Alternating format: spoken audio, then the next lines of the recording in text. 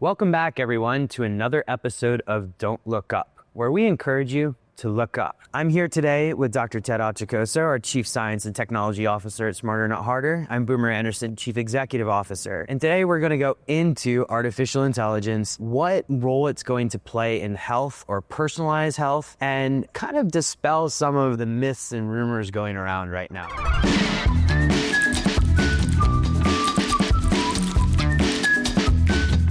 Dr. Ted, really happy to have this conversation here with you today. Thank you, Boomer. As I like to say, I've survived 2 AI winters, and here we are. The most important thing for people to remember, this is an inflection point for humanity. This is not only for health, this is an inflection point for us as a species. It's a different kind of technology. It's a different way of doing things, and it's the first time that we don't know certain areas of what the machine itself is doing. What I also love about this is we're very concerned that for the first time, humans are creating something that is smarter than humans. And a lot of that concern is what happens when the AI realizes that it doesn't need humans. Now, Dr. Ted, you mentioned you survived 2 AI winters. And it's funny because you hear these conversations about people who specialize in artificial intelligence 10, 20 years ago. And it seemed like this dark area of academia where people just went and did research, but were like really depressed about what they're working on. And now it's exploded over the past couple of months. Where are we in this conversation as it pertains to using AI tools for health? There's really a simple explanation for this. For the dark winters, blame MIT. It's on the one hand, they were the ones to actually pull the stop on saying that, well, this is only what AI can do based on like 4 neurons, right? And AI is very good at pattern matching. It is not very good at following instructions, which we are able to do now, and doing if-then decisions, right? Where we are today is actually quite interesting because we are using the same mathematics, the same algorithms. We were able to produce faster computer chips, the GPUs, the development of the CUDA by NVIDIA. All of this were actually seminal to the now near ubiquity of AI. These are called foundational models, right? And foundational models will always feed on data. And now what we're doing is actually equipping them with tools to make them more useful. They're able to verify answers for themselves. They're able to take a look at what other models are doing, right? They can actually develop synthetic data for themselves for use. These are very, very interesting developments once you add the tools to the foundational models. There will always be improvements to those, right? But once you add the tools and the data, both hoovered up from the internet or synthetic data, then suddenly you see this explosion. We are now actually climbing up really, really very fast on the S-curve. All of us do not exactly know where it's going, except that it's going. For some people, rally for safeguards in AI and so on, it's like, no, let's stop this a little bit. We don't understand what it's doing yet. And there are some people who say, yeah, let's go. It's going to go anyway. And so let's go ahead and do it. Both sides have a point. Right? And my thing here is that prior to this, there's a news headline of this call for a 10-year hiatus. The comments that came out of the likes of OpenAI, Anthropic, et cetera, were if you do a 10-year hiatus and you assign it by one country, let's say, you have to have either a federal government backup or somebody else is going to leapfrog you. Because there's absolutely zero way that all countries around the world will have a 10-year hiatus on this. But the foundations of that 10-year hiatus are really that fear component that you mentioned. We don't know what it's doing, why it's doing it, or something that you like to put to me before. We actually don't know what the computational priors are, right? And so I want to take this now into our chosen field of work, health. What can AI actually do right now for your health as a consumer sitting there? Like, should I be using this as my doctor? The biggest thing that AI can do right now is actually recognize patterns. And we humans, although we can recognize patterns, we are very poor at long-range correlations. So in health optimization medicine and practice, for example, a metabolomics test comprising of hundreds and hundreds of metabolites that you have to look at. Sure, you know that this belongs to the mitochondria, this belongs to the microbiota, this belongs to this and this. These classifications are only made up in our minds. We don't know whether in like hundreds of data that we feed the network, it will find that there's a correlation between these two that we've never actually seen before, right? That kind of insight that we get and connections. Of course, there's argument right now that AI, it's now producing new insight. Right? The research that used to take 6 months will take you an afternoon. That's scary because sometimes you don't know what to do with this kind of information. And sometimes you do. Like, for example, in our field, it's the discovery, for example, of different ways of protein folding. For us in health optimization, better ways to optimize health. What is interesting about our field is that because we're focused on the cell, we have more data points to consider as a network rather than if you were just considering the heart alone or the liver alone, etc. And actually, this goes back to one of our core perspective shifts at Health Optimization Medicine in Practice, which is that idea of shifting from organology, which is something that Ted just mentioned, and focusing on, for instance, the heart, to holobiontology, or focusing on yourself as a collection of organisms. When you start to embrace that collection, you get into these very complex ranges of metabolites that, as you said, those correlations, we may not have known that they existed before. Perhaps I want to take this to questions that we're specifically getting from our community, our users of artificial intelligence, to make their lives easier. That's a very timely question because many healthcare practitioners want to do that now. They just throw in the test results, and actually the better approach to that would be, hey, you're the expert here. Why don't you get all of your references and let the large language model parse it out for you and be able to see the relations among all of your, say, hundreds of references, so that when it answers consulting for your specialty before actually looking out there where instead of journal articles, you could see these poorly written magazine articles, et cetera, that don't have any citations. Yeah, so for example, we were talking about this actually this morning, right? When we were coming down here, was a client of mine, and I see only a handful of clients, sent me what was his interpretation, or the O3 reasoning model's interpretation of a test result. And it presented some conclusions, some of which correct, some of which weren't correct. That case highlights a lot of the points that we're talking about here, because oftentimes if you don't get those sources, it might be sourcing from Johnny's blog, it might be sourcing from, Kraft Foods, it might be sourcing from an actual academic article, but we don't know if you don't have the sources and you don't spend time with the sources. You've seen some interesting things when it comes to hallucinations with this too, right? Can we talk about that? As you know, I started writing our AI software for our practitioners. It's in-house called Practitioner of the Future. And what it does is that it allows you to put in your test results, right? And be able to get just the analysis, interpretation, recommendations, and rationale for the recommendation. It also gives you nutritional advice. It also gives you behavioral and lifestyle suggestions, and then gives you the long-range correlations that provides the insight to it, right?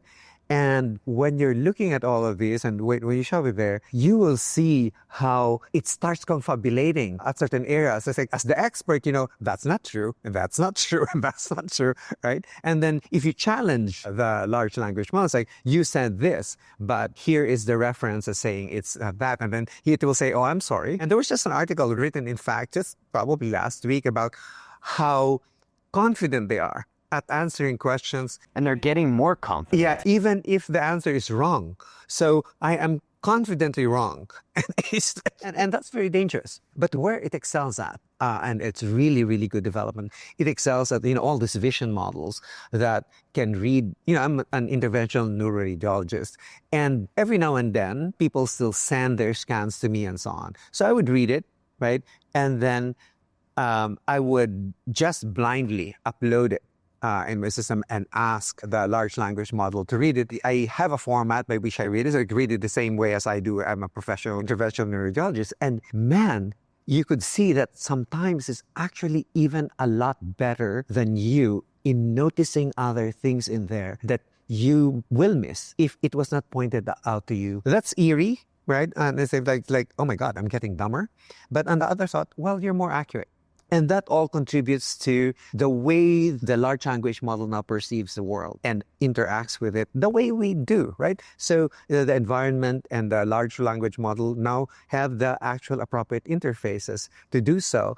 And that is causing an exponential explosion of their capabilities. So remember, intelligence is different from the capabilities. But the capabilities is determined by the tools that you actually give it.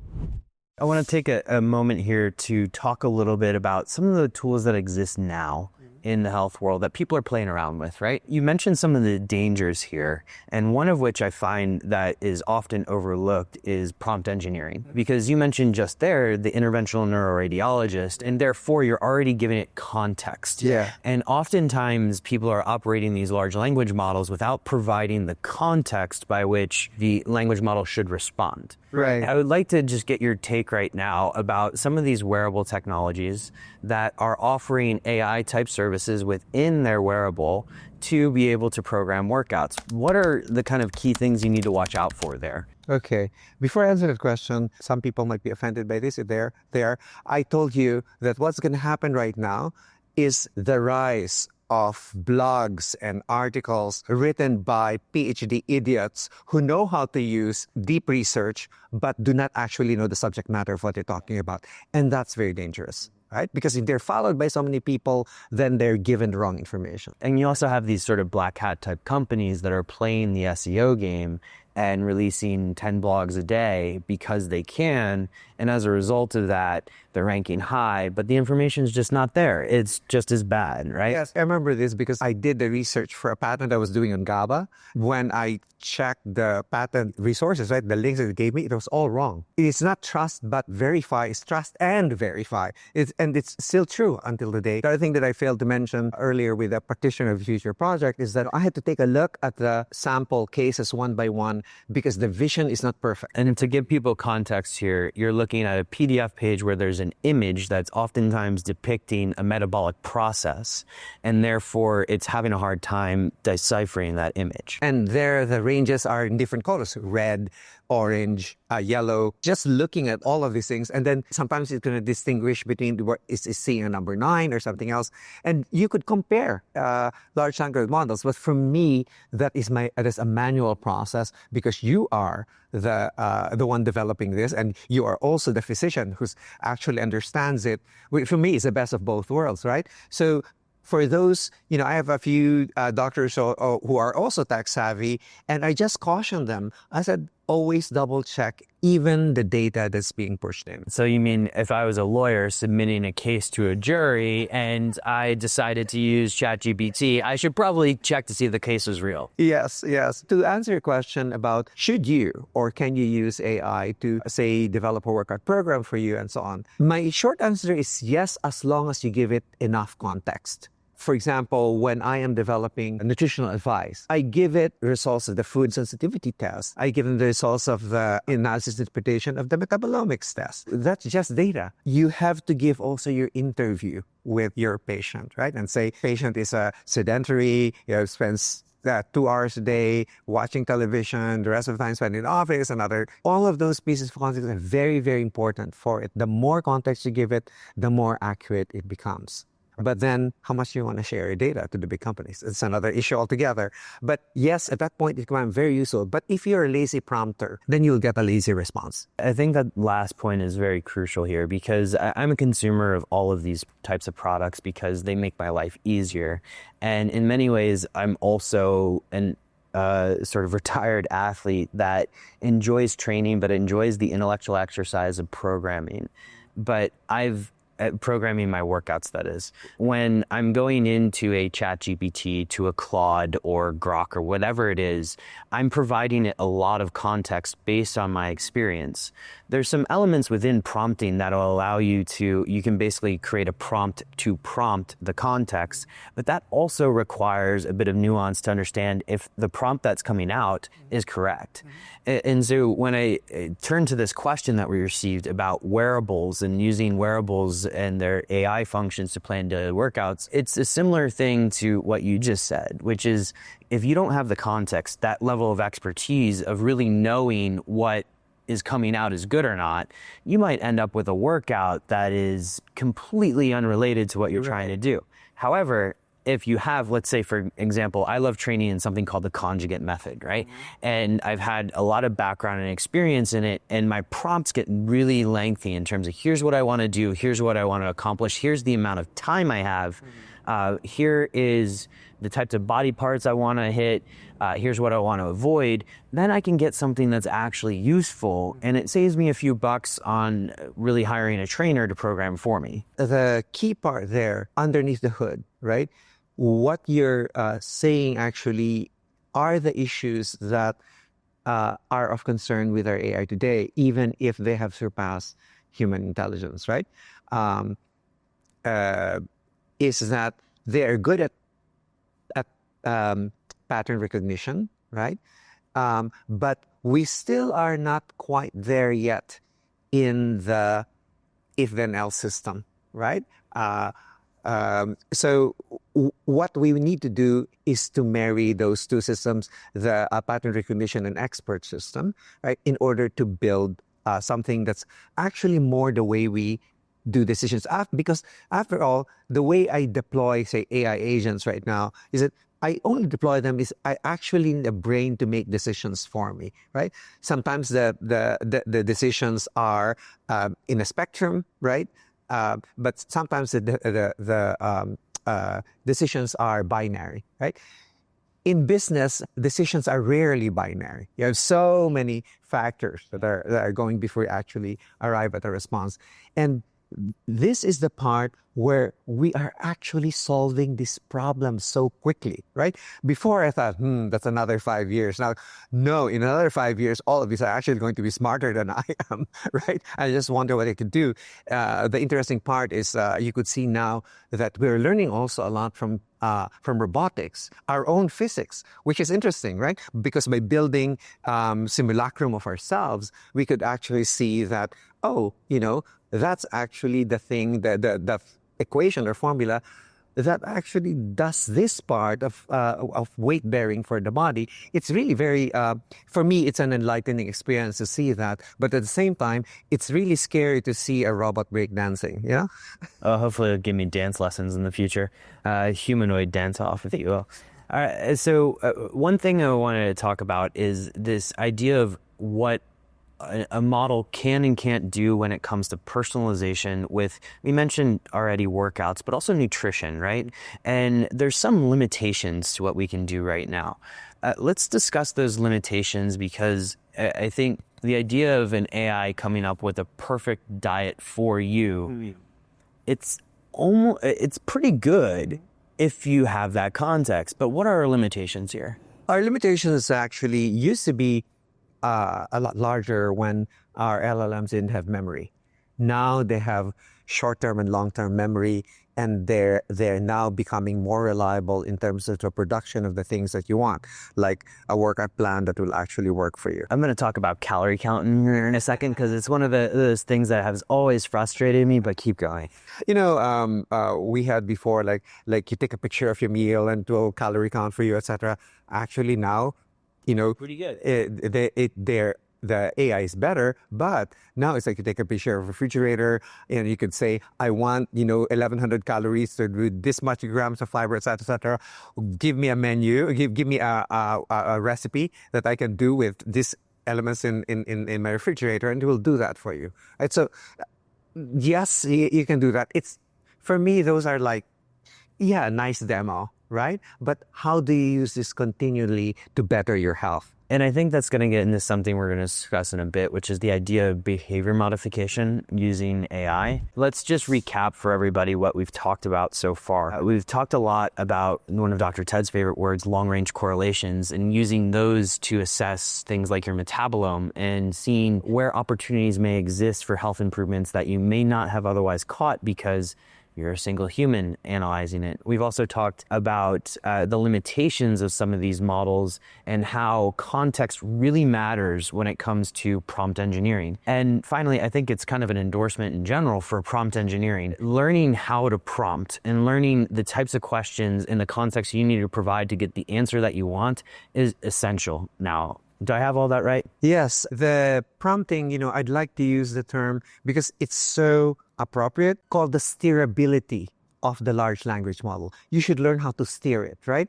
It's just like coaxing it to go into the direction that you want. So for those people who treat it like other people, then you won't get anywhere because you're going to have an egoistic fight with it. But if you know how to coax it just right, in the early models of OpenAI, for example, just a single pound sign, in front of a word gives me the exact response that I want, without pound sign.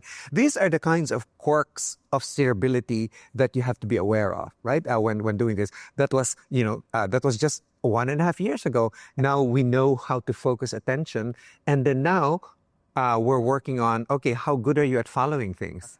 When I'm coding, for example, I say, okay, can you program this part? And it will give you like 100 lines of code in something that can be written in like 10, right? So if you don't know how to code, you just see this huge spaghetti code that's unnecessary. So you still have, right now, you still have to have a modicum of expertise to do it. Just as when you're preparing nutritional recommendation, behavioral and lifestyle recommendation, etc., you still have to know what it is that you want to happen, right? It's always the second item that you put in there. What's the output? What's your goal, right? This is what I want you to do. And, so you as the one doing the prompting or steering says, this is where I want to go. And you have to state that, right? And here are your constraints. You cannot do this. Most controversial question in the health space right now when it comes to artificial intelligence. Is artificial intelligence replacing my doctor?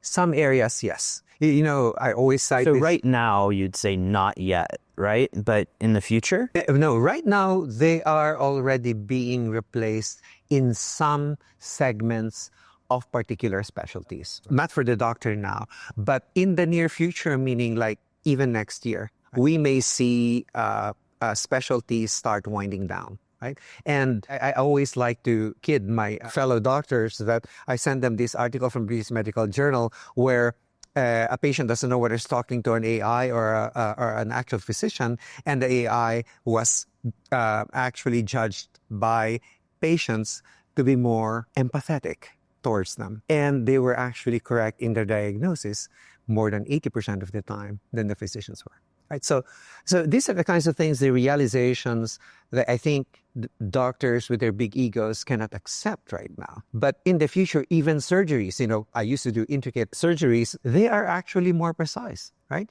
Because, you keep the head still and so on, and it will do its work, right? It'll do its work. And it's sort of like no one's getting old now.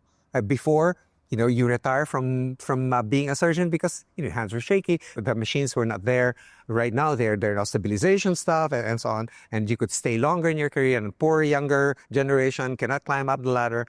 But the thing is, right now, these AI systems, this is the worst they could get. They can only get better, and pretty soon they will be actually better than surgeons without the attitude.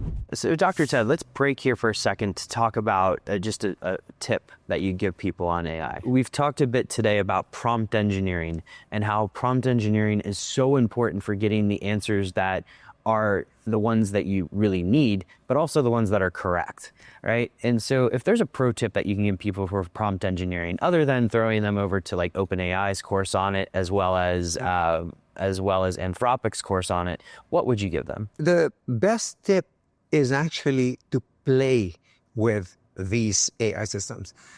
They're free, right? From OpenAI to Anthropic to Perplexity, they all have free tiers. And you can post the same prompt in each of them and see how they respond differently. For example, if I ask for a complex chemical formula that may be restricted, Anthropic will immediately shut it down.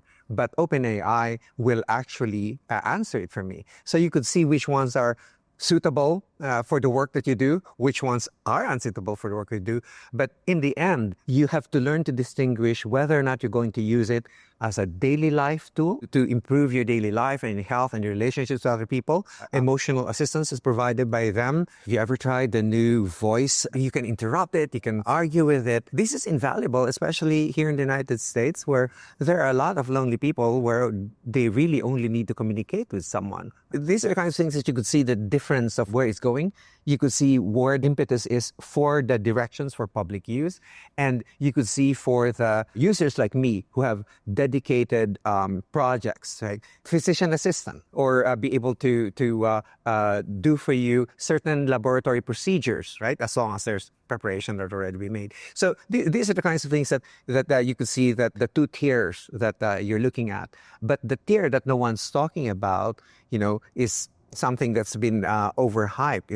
It's the God mode type, when it realizes like, holy fuck, I don't need humans anymore. I can beat them at their own game. So it's fun. It's fun to see where this whole thing's going. And as I said, I belong to the side where I would like these things to happen sooner or later. And for those who want to prompt and do this, go and use these toys. They're not toys, actually. They're tools right now. The first two things that you put in there is very simple. Number one, your role. You are a Michelin star rated chef, blah, blah, blah, blah, blah. And you are going to, and you are being asked to create a recipe and then the goal. The goal is a recipe, it should taste like this. And then you put it up for constraints.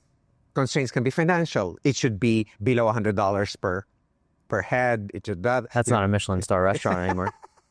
Exactly. But can it pretend to be a Michelin star under $100, right? Yeah. Michelin for under $100. 2 all-beef patty special sauce, large cheese, baby. And after that, what's the format that you want it delivered to you as, right? And who's the audience? So it's just like talking to an assistant. Yeah. Right? So there's one thing that I want to add, because that was just like an excellent course in prompt engineering. One of the context situations that I like to use this in is in the NFL, there's the offensive line and you have your quarterback. And if you're a right-handed quarterback, the most valuable person on the offensive line is your left tackle, because they're protecting your blind side. And so what I like to use these models for is checking out my biases, my prejudices around certain situations, or maybe conversations, or even in, let's say, workouts, which we've talked about extensively here. What am I missing? And this is a very useful tool, because you can have the model come back to you with things that you might not have thought of, right? For example, if I'm working out and my intention is to strengthen the area around my right knee, what types of exercises should I consider? You can get a list back from it, and that list might include something that I might not have thought of before. And therefore, it can be a useful tool in becoming that left tackle. So that's a great way of stating, you make it play an adversarial game, which I used to, when I was looking at our patent, I thought it was already done. And then I said, okay, you are the inventor, so that's me. And here's the submission to patent examiner, and then now you're the patent examiner looking at this. What did this guy miss? And then it comes back with what I missed, right? And then you rewrite it, so it's basically playing an adversarial game.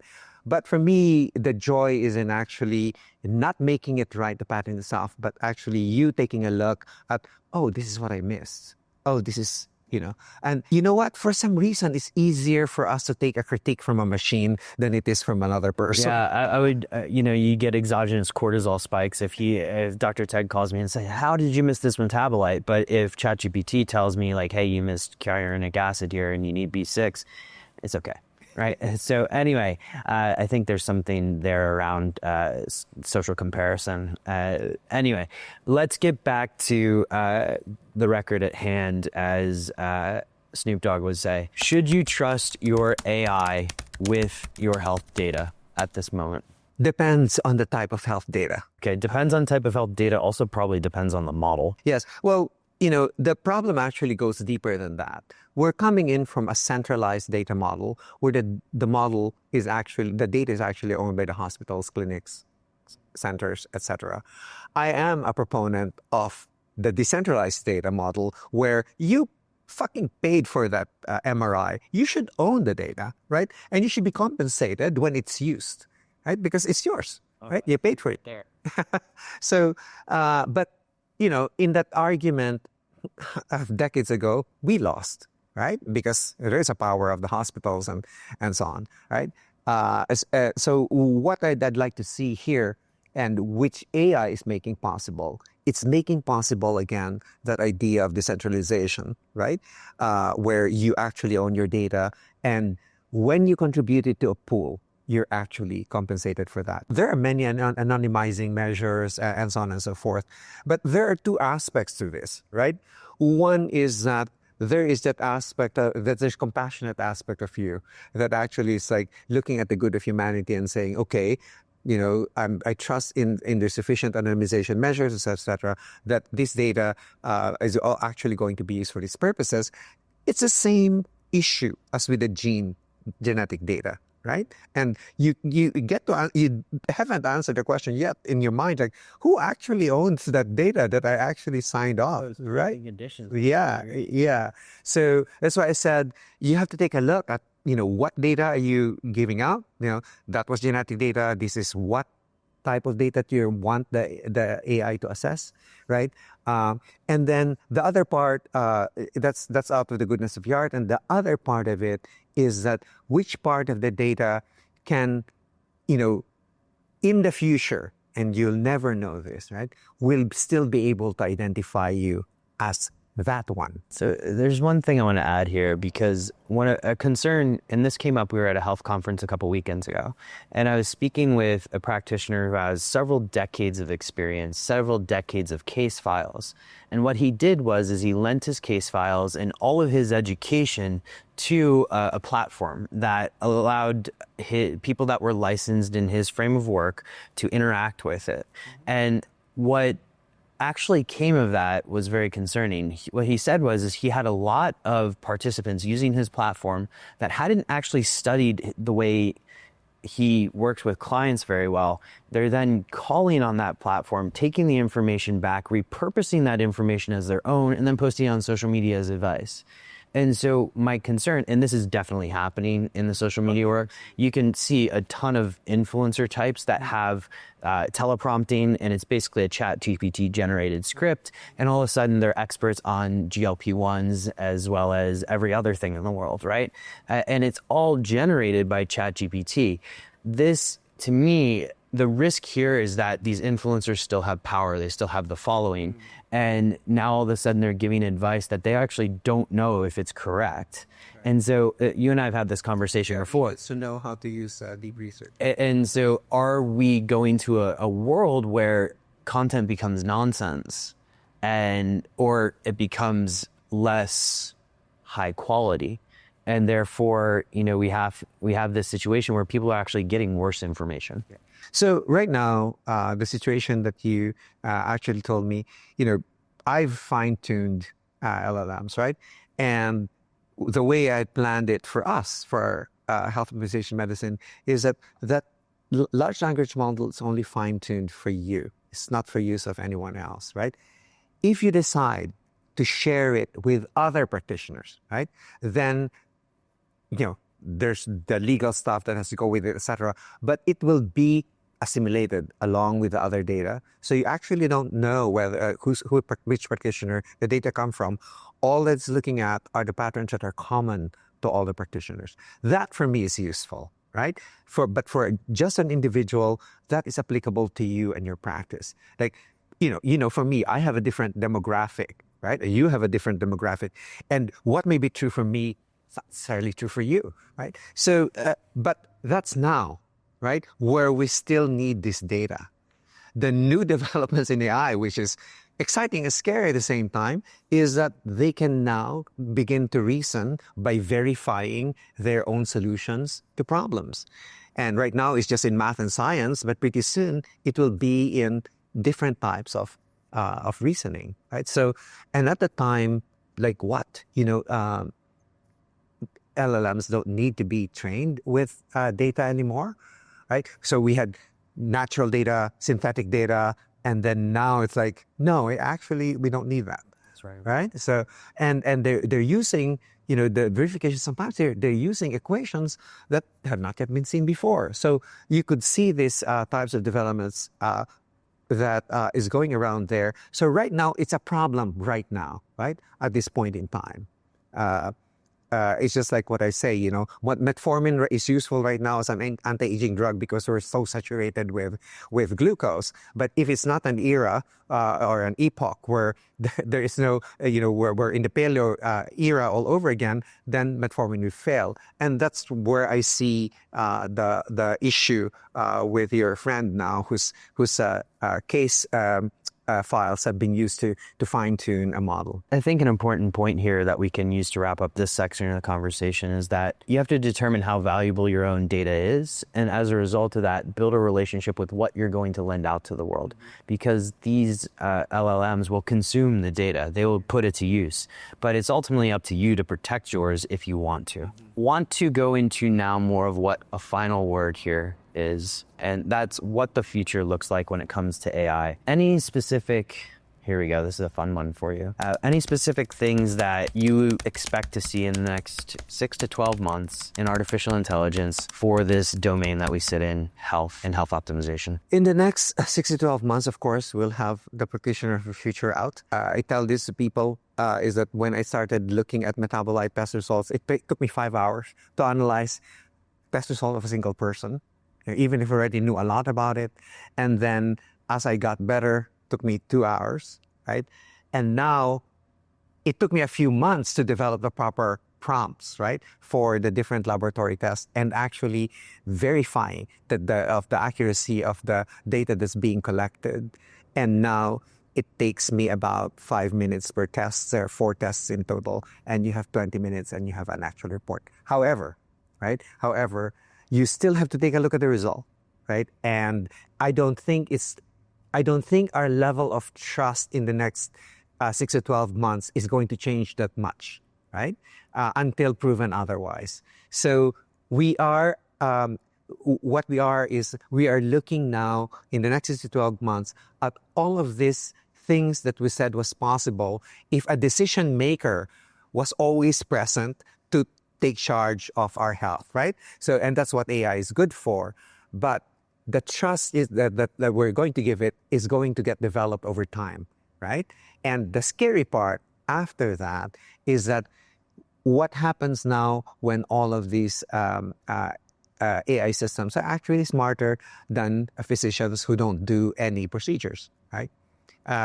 What then? So, we are, we like, the hand-holding of a doctors and so on and so forth. Other people hate it, right? But for me, it's still the dream of that company that we were talking about yesterday, where, you pee on your toilet, your data is analyzed, right? And then those organic acids and tells and it shows up. It shows, and now it's actually 3D printed right there in your home. You're like, oh, here are the things that you need today, and it's 3D printed, and they pack like, okay, here's the things that you need for today, or here, mix this with your juice. So one thing that I find encouraging is the interaction with these tools to help make your lives easier, but also to help you discover new ways of doing things. One of the ways that I've liked to interact, and I think over the next 6 to 12 months particularly applies to health, is how do you lower the barrier to entry to improving your health? Meaning, how do you use these tools to actually help you build habits? That can include asking questions like, how do I make this easier? What's a different step here that makes it more relatable to you? And using those, the AI tools for that behavior change, to me, is a golden ticket that is available now and is something that you can consider. All right, for all of you watching out there, I'm sure you're playing around with artificial intelligence. How are you using it to improve your health? How about you drop a comment below? We'll actually take a look at some of those experiments and perhaps run them live on this show in the future. This conversation was a fascinating discovery about where we are now in artificial intelligence as it relates to health and life sciences. And lastly, just 4 words: AI rules, AI sucks. And with that, we all encourage you to look up. Have a wonderful day.